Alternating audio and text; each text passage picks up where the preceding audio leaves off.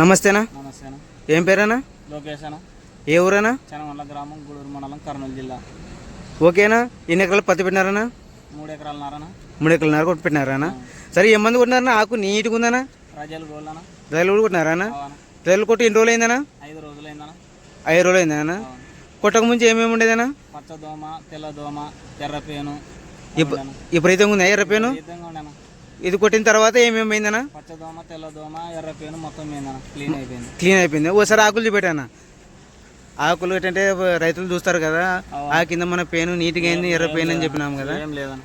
చూపెట్టాను ఒకసారి ఆకులు నీట్గా, ఆ కింద పేను ఎర్ర పేను నీట్గా అయిపోయింది. తెల్లదోమ కానీ ఏం లేదన్న. ఇంకో చెట్టు చూపెట్టాను,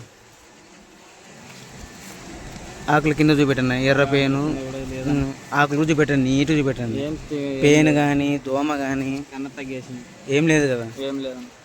ఇది కొట్టిన తర్వాత, రజలు కొట్టిన తర్వాత గ్రీనిష్ రావడం కానీ, కొత్త లాకలు కానీ, కొత్త షర్టు చూపెట్టాను. కొత్త షర్టు చూపెట్టాను అన్న. అలా అయితే వచ్చిందన్న.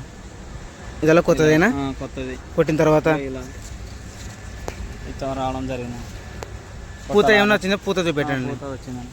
అదే కొత్త పూత, కొత్త గ్రీనిష్ రావడం కానీ బాగా వచ్చిందన్న. ఇదల్లా కొత్తదే కదా. ఓకే. కొట్టి ఎన్ని రోజులు అయిందన్నా రజల్ గోల్డ్? 5 రోజున.